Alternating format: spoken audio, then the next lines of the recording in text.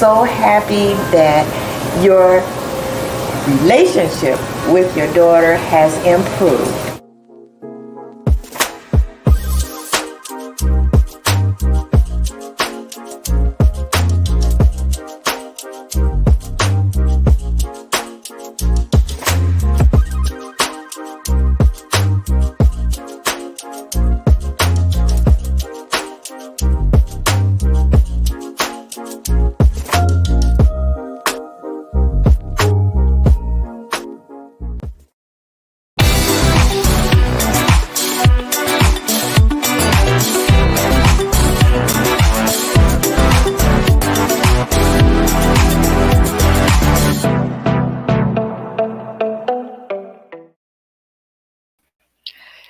Well, good morning, good afternoon, good evening, wherever you are in the world.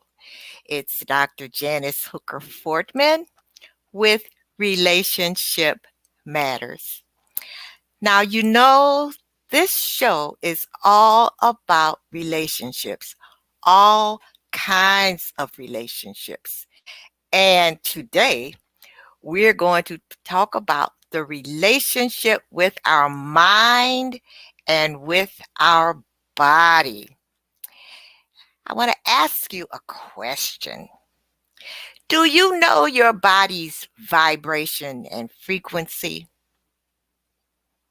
Well, I want you to join me, and I'm glad you're here, to listen and get some information, some really great information from my guest, Peter Paul Parker, whose life journey included a traumatic childhood, and he's been a band member of a famous rock band, to an international Ki Gong champion.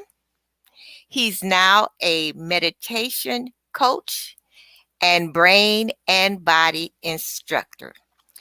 He is coming all the way from the UK. Now it's 7 p.m. here in the United States. It is 1 a.m. in the UK. So I know we're going to get some really good information about the power of connecting the mind and the body. So I want to bring to you Peter Paul Parker.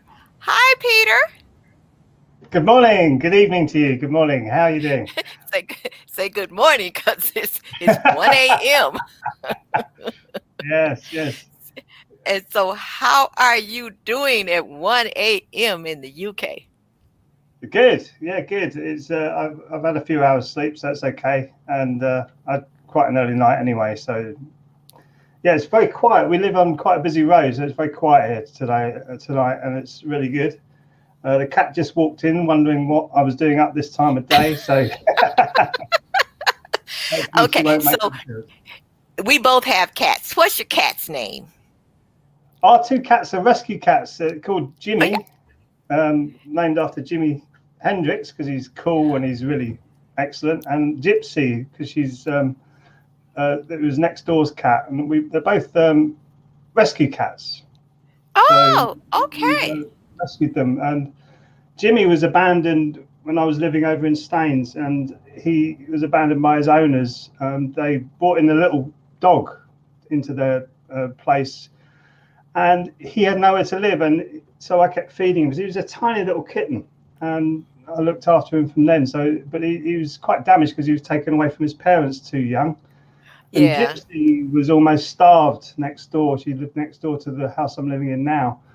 And my wife and I came to the decision we're going to take her in because you just couldn't see her. She virtually had no fur on her body and couldn't see her like that. So we took her in. And the two cats don't really get on, unfortunately. So if we can get them living in a peaceful and harmonious way, we've really cracked it, and it's getting better. They do meet nose to nose now and again, but he doesn't want her around at all because I think he's still worried about his past with seeing little furry animals come into his domain and kicking him out. So Oh, well, I like that name, Jimi Hendrix. I like Jimi Hendrix. I have yes, his, yes. Excuse me while I kiss the sky. that's it. Yeah, So brilliant. let's get into my questions. You are a Ki Gong instructor and champion. Explain to me and my audience what Ki Gong is.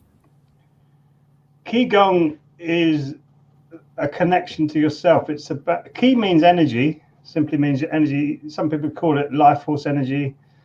Other people call it sort of just energy, or you can call it anything you want. But it's what actually sparks us. It's our life essence. And Gong means basically utilizing well, or even mastering. So it's utilizing or mastering your energy inside of your body. So with the Qigong practice, we learn that our energy body is just as important as our physical body, because our energy body will absorb, like our physical body absorbs food, our energy body does absorb information. And this is really important, especially in today's world when there's a lot of stress and anxiety and trauma around. And we don't realize we hold on to that as an energetic body. And if we don't actually clear and cleanse that, that does quite often come into physical ailments. For instance, your liver, you'll hold anger, and it's the energy of the liver.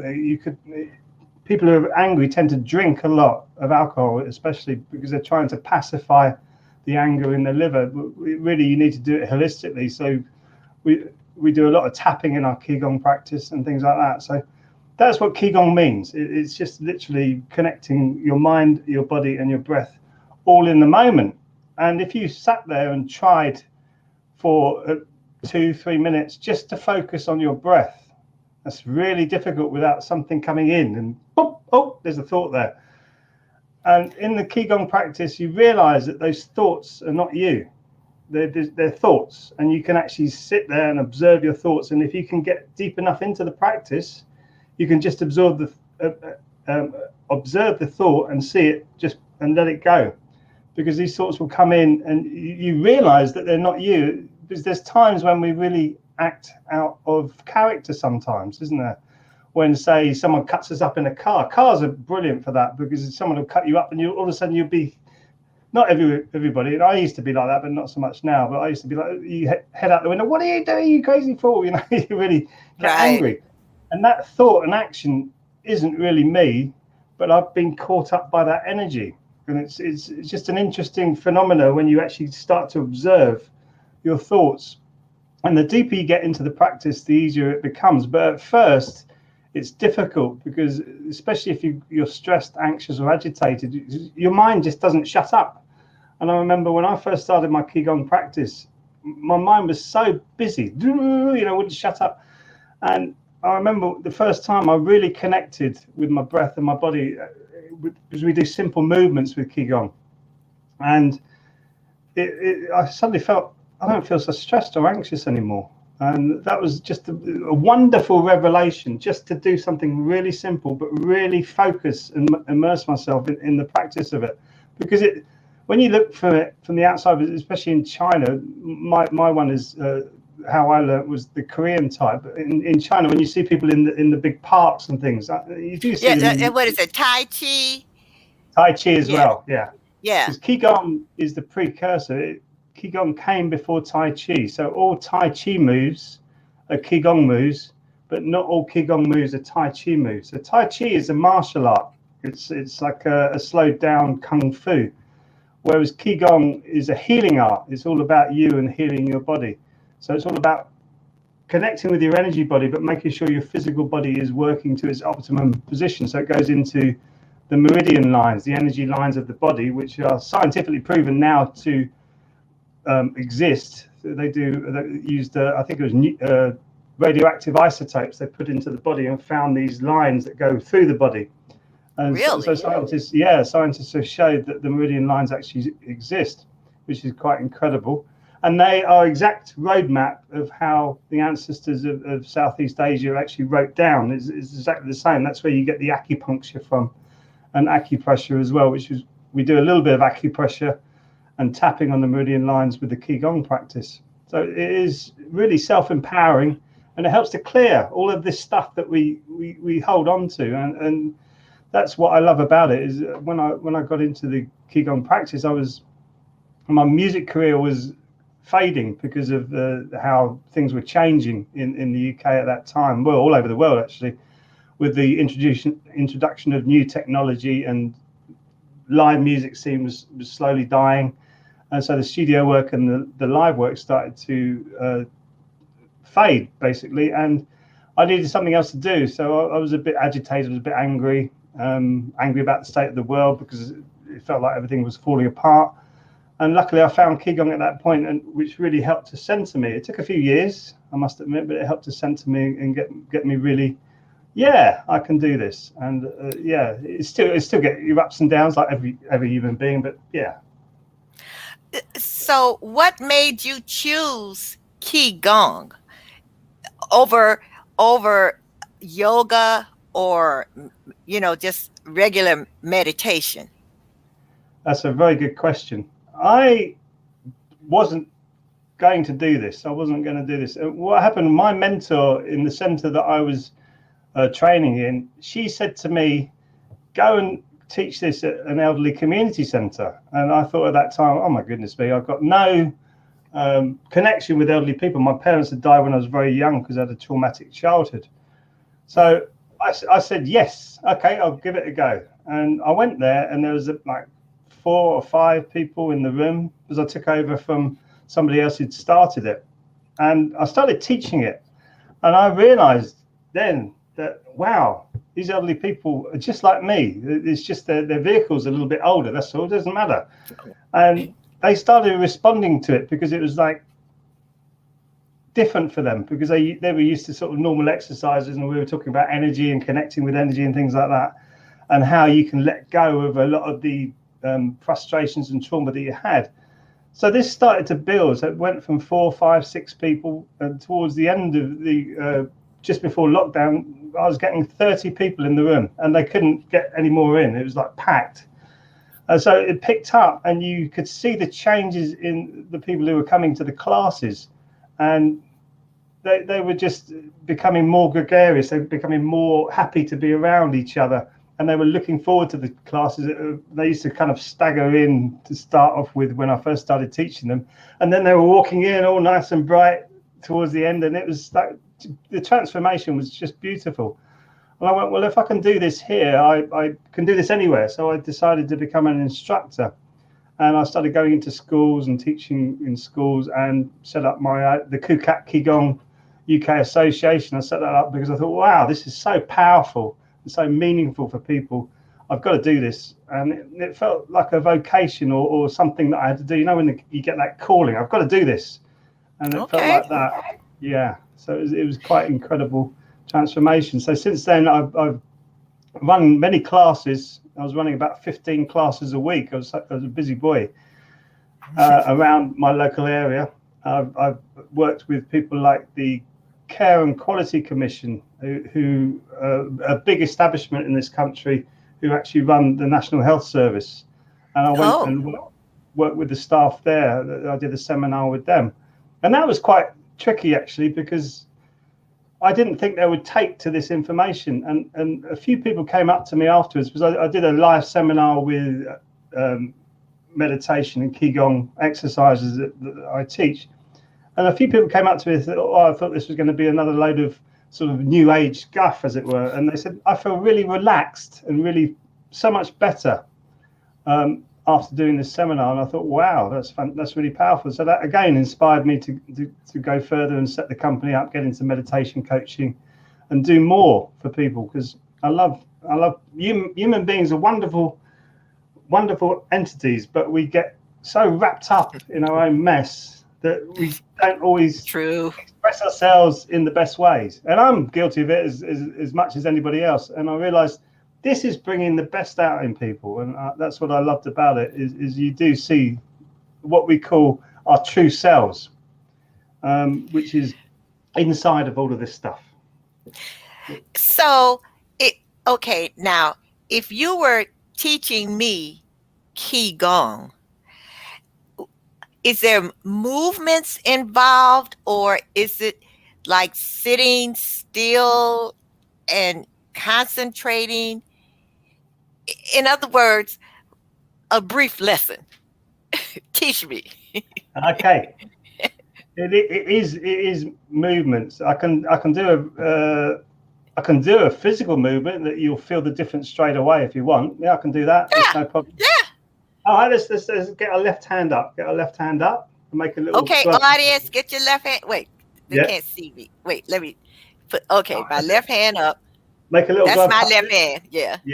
Yeah. Make a little glove puppet with it. So bring your fingers to the thumb and just rotate the wrist nice and slowly. We'll do it 10 times. So 1, 2, 3, 4, 5, 6, 7, 8, 9, 10. And we'll go back the other way, always back the other way. 1. So really open that joint. 2, 3, 4, 5, 6, 7, 8, 9, 10. And bring your hands up and your fingers together. So you look like putting a stop sign. Try and get your fingers together. And just bring your little finger down the zone. Just a little finger. Ooh, wait. Whoop, whoop. Wait. Okay, wait. I have to hold it. That's good. That's a good technique. See, where your mind goes, your energy will follow. This helps to bring back the neural pathways back into the brain with the hands. And then just your ring finger on its own, just the ring finger. Try and get the little finger up. Oh, Lord. Yeah, it's difficult, Okay. right? Who's in control of this hand? And then your middle finger, just a middle finger. Okay, hold on. Wait a minute. So I Try and get let this one up and bring That's this it. one down. Yeah. You're getting it. And then your index finger. That's good technique. Okay, wait. Okay, wait. That's it. Okay. And your thumb's easiest. Yeah. Index, then go back the other way. Thumb. Sorry, Oh, index Lord. finger. Wait. You've got to think about it, right? So your mind is now focusing on your body, which is what it's all about. And then your middle finger. Jesus. What's wrong with my fingers? Who's in control of that hand, eh? Then your ring finger.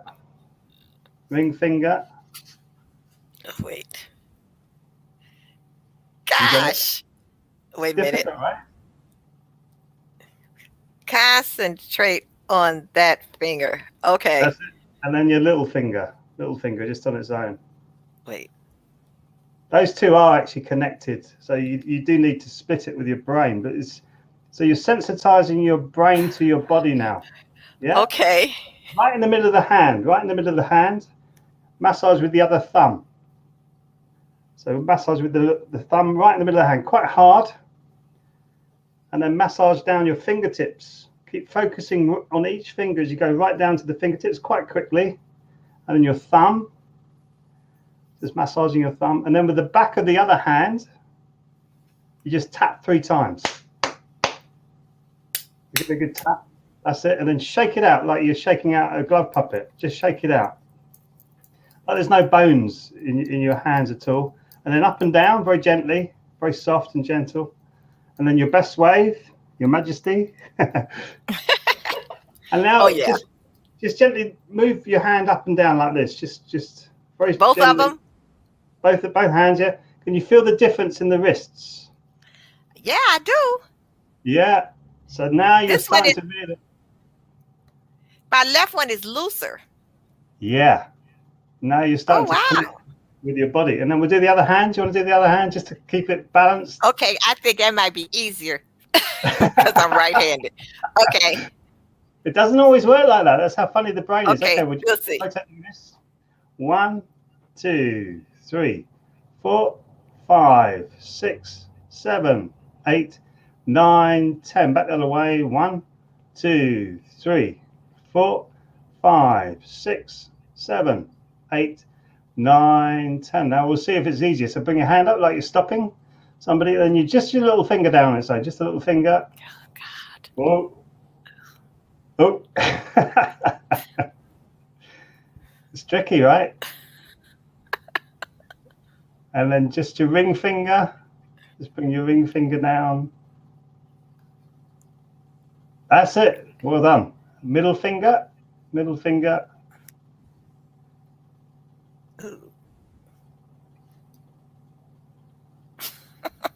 That's it. Index. That's a good technique. Don't worry about it. That's how I started. Index finger and your thumb. Index finger. Middle finger. Ring finger. And your little finger. Okay. What are you thinking about now? What are you thinking about now? You're completely focused on your body. Why I can't keep my other fingers from moving? And then massaging in the middle of the palm. You're doing well. You're doing well. It's difficult. It's not easy. Massaging in the middle of the palm, and then down to your fingertips and your thumb, tapping with the back of the other hand 3 times, and then shake it out again. Shake it out. And then up and down, up and down, up and down, and your best wave. And then bring your 2 hands like you're touching water. 2 hands like that, and relax the shoulders. Really try not to engage the shoulders. And as you breathe in, you bring your hand up. And as you breathe out, just let them come down like waves. And feel how soft your hands now feel. It should be lighter, clearer, breathing in and breathing out. Breathing in, but don't engage your shoulders. Keep your shoulders soft. And breathing out. And then you can go in all sorts of fancy moves you can use with Ki Gong. But that's really, it's focusing your mind and sensitizing your brain. Look at that, beautiful dancing. Fantastic. Engaging your mind with your body. And you can feel softer, and you can get that feeling all through your body, which is wonderful. Look, Cheryl says, what a workout. Good for you, Cheryl. Well, I'm really happy that my audience is doing it. Probably a lot of them are just not saying anything, but that, it really takes that concentration though to move that one finger without the other. But I'm going to practice that even more. Yeah. Oh, wow. So now I want to go into something just a little different. So I understand that you were a band member to in these different, a couple of different rock bands, but this is the one that I know, Thin Lizzy. I know my husband's gonna laugh because he says I know all these rock tunes, but anyway, the one I know is "The Boys Are Back in Town." The boys are back in town. Da da da da da. Da, da, da, da, da, da. The boys are back in town. The boys are back in town. Didn't think I knew that one, did you? Oh, that's amazing. Beautiful. Yeah. And so through your love of music, you are also what they call a sound healer. And yes. What I want to do, I've got to go to a quick commercial, and then when we come back, I want you to talk about what a sound healer is and what sound does for us. Oh, okay? Yes. Wonderful. All right. Yes. So we'll be right back.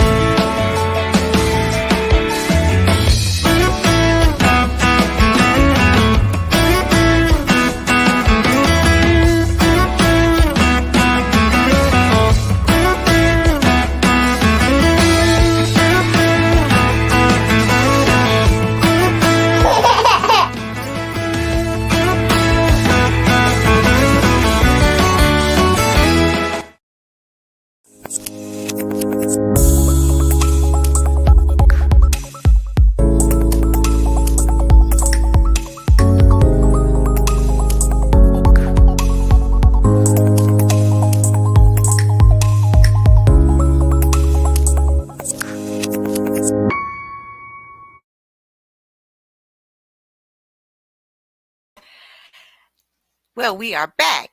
Now, if you would like to advertise on the Relationship Matters show with eye-catching videos and increase your visibility, you can contact us at 1-877-667-7325 for details, or jan4now125@gmail.com.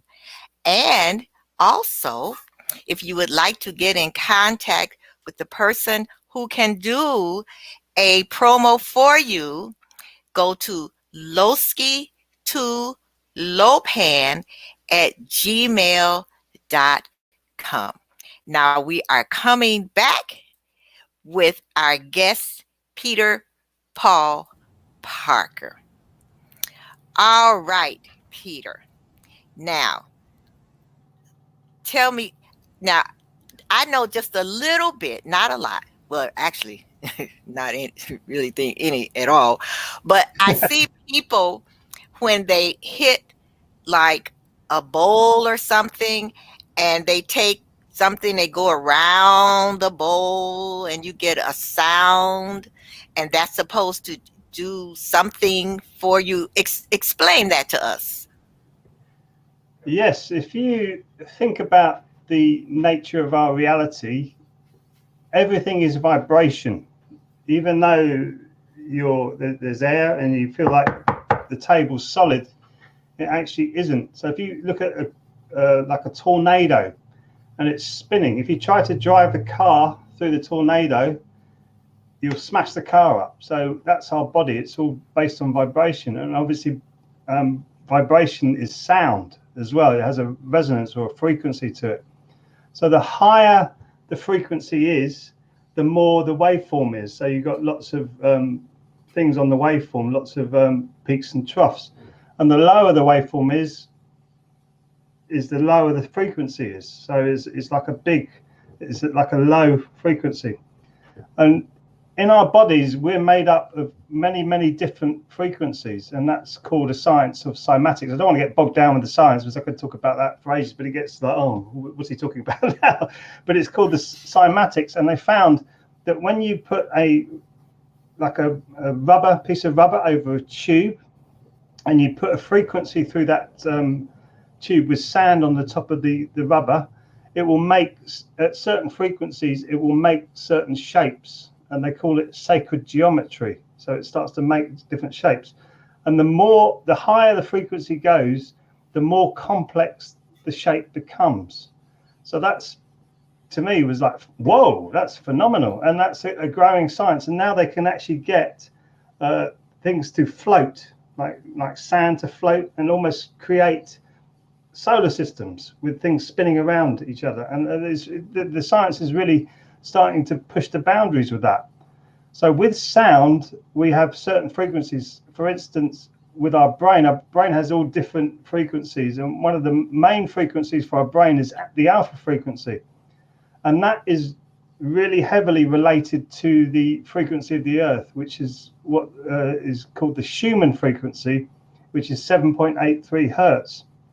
So how sound and Ki Gong work together, when you do your movements and your meditations with your Ki Gong and you're really absorbed in it, your brain comes down to the alpha frequency, so you're more connected with the earth, so you feel more connected with yourself. That's how it all works. With sound, I do the bowls as well. I do the Tibetan bowls, and we have something called the chakra system, which is a very I know about the chakras. Oh, yeah. Fantastic. In our practice, we call it the three palaces, the lower danjon, the middle danjon, and the upper danjon, which are the energy centers of the body. And how I started with sound healing, I was very skeptical with it at first. And I got these sound tuning forks for the chakra system. And I started to experiment with it, and I started to put the tuning forks over the chakras. And it was quite incredible what I found, because you'd have this tone go, as it went over the chakras, it would either start to be faulty, or if the chakra was stimulated or overacting, it would it would go. It's like almost like one of those radioactive things that you.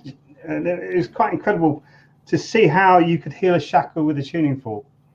So if I take a tuning fork, hit it, and take it over my chakras, it's going to sound different depending on where it is. Is that what you're Yeah, saying? And how that's what will I happened. know? How will I know if if everything is fine, so to speak, in my different chakras? Your ears, you use your ears and your intuition. So your mind can do it. Your mind can do it, which is what Ki Gong, we do chakra meditations with Ki Gong. But with the tuning forks, you have to have an ear for it. It's very subtle sound vibration. And what's incredible is that when you do like a chakra healing with the sound, and you start to speak about what you find, uh, the person you're doing it for go, wow, how did you know that about me? Or how did you find that out? It's like, because each chakra has its own vibration, a different vibration. So it goes up C, D, E, F, G, A, B, and then you goes up to C, which is above your head. And it's so you've got the lower frequencies of the lower chakras and it goes up higher frequencies as the chakras go up. And you've really got to listen very closely. And it doesn't always work with everybody because some people really block it. And again, it's the Okay. power of intentions. If your intention blocks it, you can stop it. That's how powerful we are. We can stop things coming into our bodies. But really, as a human being, you need to be open and receptive. And that's difficult in today's world because there's lots of trust issues with many different things. But when we get people coming in and we treat them in our healing room here, I don't do it so often now, but obviously because of lockdown and things like that. But it was quite incredible the transformation that I'd found with people once you give them a session, because they say this was like having a sonic bath or a sonic sort of cleansing for me. Because I'd also use solfeggio tones. Now solfeggio tones a little bit more out there, as it were, because they were channeled. I'm not really into channeling per se, as it were, because you don't know where the people are coming from, what the energy is coming through, and whether it's true or not. But I do use the solfeggio tones. I tried them, and the reason I stuck using them because it seemed to be also very accurate, the same as the chakra systems. So giving somebody a whole healing session with sound, with using tuning forks, was really remarkable. People would come in, they go, oh, really heavy, and then they literally float out of the room once you've given them a session. Okay. And that's what really got me into sound as a modality. And you can use, I've got that on my website actually, I've tuned certain frequencies to the chakras to 3 long sort of meditation type music, where I'm using the toning of the voice, which is what I trained under with Jonathan Goldman. You actually tone the voice to a certain chakra and you can get it to rattle. So you get this feeling of there's like a movement in there where you're starting to feel, whoa, this is quite. When it first happened to me, I was a bit taken back because I think it's rattling in there. It's almost. It wasn't indigestion. Okay, it was your okay. Wow. Yeah. Now you mentioned something called tapping a little earlier, and we have a question from Sarah Crowley, and she says, does tapping change the frequency of chakras? Yes, it does. Okay. We do what we call it in our practice is danjon tapping. So you've got your 2 fists, or you can use your palms, and you're just 2 inches below your belly button. You just start tapping.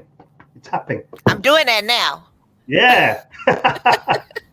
And just tapping there. And you do it for start off with a couple of minutes, 5 minutes, then 10 minutes. And we call it the lower danjon, And it helps you to ground and to feel more at peace, because it helps with your security and safety issues. And that's what the lower danjon's all about. You can do that with the heart by making your hands like this with 2 thumbs together and just tapping in the heart chakra. This is your middle palace. And even if you want to get really funky, we can give it a big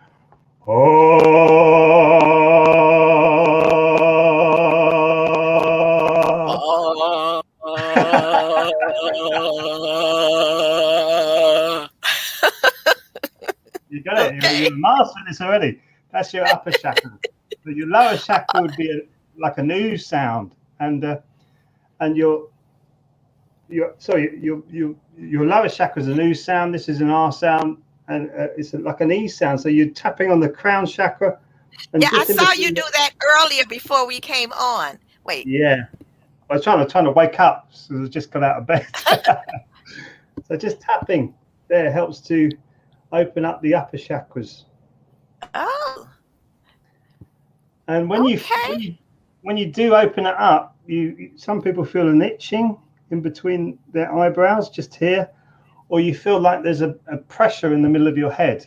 And I remember when I first did it, I was experimenting with sound, and they call it the third eye chakra, and it opened, and I thought, oh, what have I done to my head? It feels like there's like a golf ball in there, and it just helps you with your intuition and your vision, and your wisdom. Yeah, it helps with your wisdom, intuition, and your vision, so you can see things a lot clearer, because we get very muddied with our visions of things. Oh, look at this, look at that, look at that. And it's our ancestors called it the Maya, the illusionary world. Back in the Indus Valley, many thousands of years ago, they called it the Maya, the illusory world. And opening this up, you realize that you, within your vicinity, this is your world.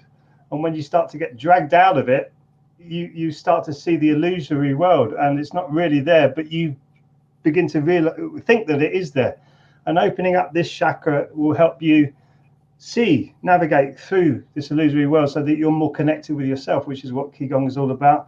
Your heart chakra is like an embracer. You're obviously opening up to unconditional love. Unconditional love means that you don't actually have to agree with what you're saying, but you start to realize where that energy is coming from. Even if it's coming from a bad place, you realize that you can still love the person who's putting that bad energy into the situation, but not the energy that's coming out of them. If you understand that, that's quite an important thing. And your lower chakra is, like, as I say, for safety and security and making you feel more grounded. So to answer the question, yes, tapping really does improve everything as far as I'm concerned. It's like a miracle thing. So there's like 95%. No, I'm sorry. No, go ahead. I didn't mean to cut you off. Yeah, 95% of our ailments come from lack of circulation, be it energy or blood circulation. So tapping all over the body, which we do in our Ki Gong practice before we start anything, we tap all over the body so that everything's been pushed. So our circulation becomes better, and our energy circulation becomes better, and our blood circulation becomes better. So yeah, tapping is really powerful. I was, again, skeptical with it when I first saw it, and I see a lot of people who sort of teach tapping. It's good. It's a really good thing. Now, Sarah also says, what about tapping and dementia? I'm not sure what it means when she said if it affects alpha. I'm not sure what that is, but alpha frequency of the brain, I would imagine. Oh, yes. Okay, Sarah. Yeah, we have a scientist in our midst. Yes, we do. My goodness, Dr. Sarah Crowley. All right. So does it have an effect? You know, because I don't know I know about dementia, but I didn't know about alpha. Yes, I would say yes. I was so taken by the Ki Gong that I was teaching in the elderly centre. I set up a charity called Brighter Living to teach in elderly community centres, and we went into a community centre with dementia and Alzheimer's, and it was very difficult at first because they just weren't responding to me, and there was a few of them were, and it started to pick up. So there was a room of about 40 odd people, and most of them had quite serious dementia or Alzheimer's. And after about 5 or 6 weeks, they started responding to me. They started to actually come back and start to and acknowledge me coming into the room even. And then they started actually conversing with me a little bit, start off with, but it got better.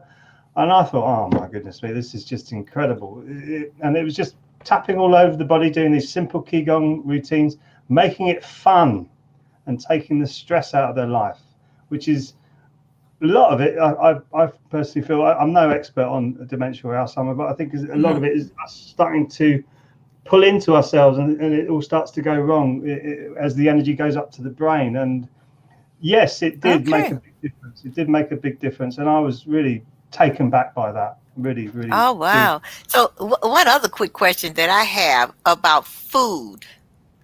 Now, I know our bodies, we have a frequency that we should operate at, and I know, about vibrations. Now, what about food? Does like the difference, say, between eating meat and vegetables and herbs, does it affect our frequency or vibrations? Enormously. If you think about, let's look at cats. Cats, for instance, we've both got cats, right? Their system is very small, and they're designed to eat meat, and their acid in their stomach is a lot stronger than ours. So their system, digestive system, is quite short. Our digestive system actually is about 3 times the length of our body. And like eating meat, for instance, is very heavy. It's a very low vibrational food. It's got no fiber in it. And for your gut to be healthy, you need fiber. It feeds off of fiber. And so the higher the frequency of the food, the more vibration you're going to feel. And my wife and I went vegan about 6 or 7 years ago. And we didn't want to give up cheese because we were vegetarian before that. Okay. And I was creating a recipe book, and every recipe we had was cheese, everything. It was and so the recipe book, we weren't going to become vegan, but we did this course, which are part of the course of my Ki Gong training. And after we'd done that course, which was connecting with your true self, both of us became vegan like that. We went, okay, this is it, we're going to do it. And in fact, our food became better because it made me, because I'm the chef of the house, it made me realize, okay, I've got to do something here to make this attractive. It can be, some people could look at vegan food, oh goodness me, not another vegan menu. So I love cooking now. To me, it's like a meditation, and you're putting your energy into the food. So, and it does affect your gut. So if you're eating heavy based food like meat, you have cilia in your gut, which helps to move the food along. And it gets stuck in the cilia, which is why a lot of people have bowel issues, is because the cilia, the meat is getting clogged up in your gut, and you need to have it flushing. I don't know if this is true or not, but some dietitians say if you're going to eat meat, you should eat about a fist size of meat every month, and that's it. Oh, so quite a little amount of meat. But if you do want to go vegan or vegetarian, you can today in today's world, because you have the option of eating this enormously varied diet. But if you're living in Eskimo land, you can't grow broccoli up there or anything like that because of the ice. But you can do it in our world today because of the choices we have. And in fact, there was in Science Direct recently with SARS-CoV-1, the virus that we're dealing with at the moment. It said that it's probiotics, which is fermented food, is about 70 to 80% effective at stopping SARS-CoV-2 in the body. And also it says it's good for comorbidities, to reduce the effects of comorbidities like cancer and other ailments that we have in the body. So our gut is such an important area, and probiotics, you're putting probiotics into your gut, which helps to increase your biome, which helps to increase your immune system. So our immune system, about 85% of our immune system is in our gut. So you've got to keep it healthy. So in our Ki Gong practice, we learn to keep it healthy and warm and always moving. Because if you think about an animal, when an animal walks, it's moving its digestive system left and right. Us, we sit here and it's very stationary, and it's meaning the body has to work harder to get it through. And as we discussed before, it's all about vibration. So if you're moving the body just gently, your digestion will help your gut to move it down more efficiently. But what's fascinating about the gut is 95% of the information from your gut goes up to the brain through the vagus nerve, and the gut creates its own electricity and it has its own brain cells, or neurons I should say. And we have this, there's a cat there, that's Gypsy.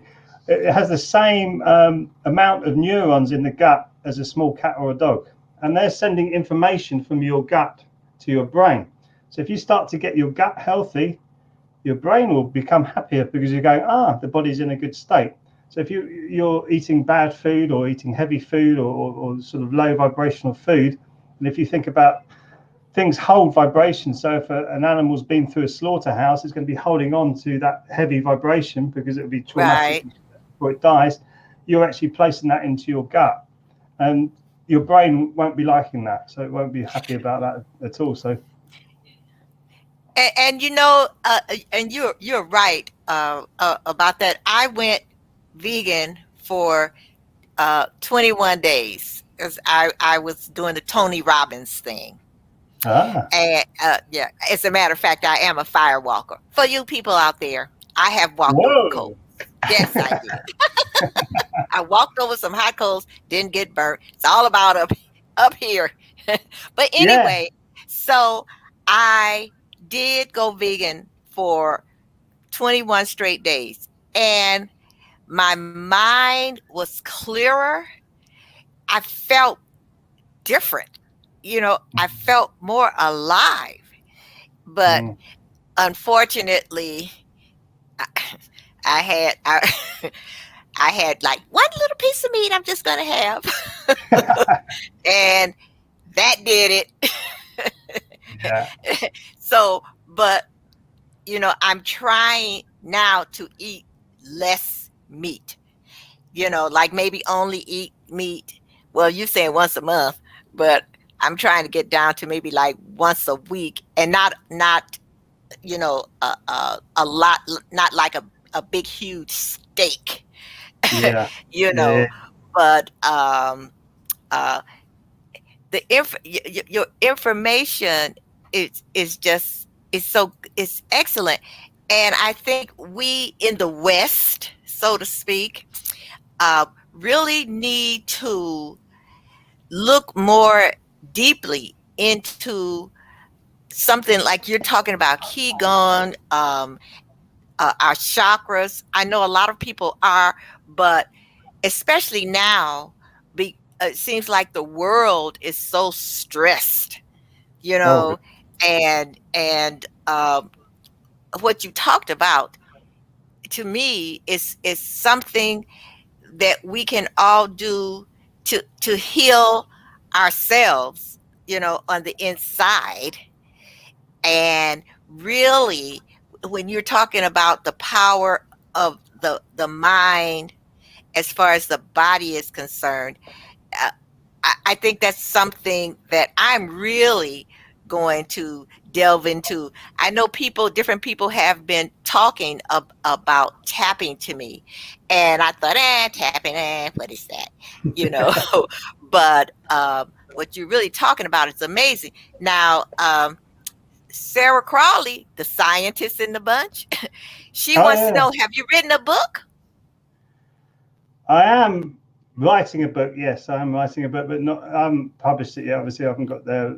What I've been really focusing on, because I've had to take a lot of my business online, so I've been sort of working on as a meditation coach online. So, but I do want to write a book. I think this information is so important and so important to get out there. I am working on that, and my wife is a wonderful editor, and she keeps me in track with my writing. So we are looking at that at the moment, but I've been so busy actually this last year transferring the business from offline to online, so and getting that all together. So it's been, but I do want to write a book. I think it's important stuff to do. So yeah. Yes, definitely, definitely. Now, if people want to get more information from you about Ki Gong, I see I put your website at the on the bottom. So, what will they see when they go to your website? My website is about connecting with the inner you. I think it's got a tagline like over 7 billion people have a priceless priceless gift, and why have so few people found it? And that's really what I'm all about, is trying to get people to connect with their priceless gift inside of them.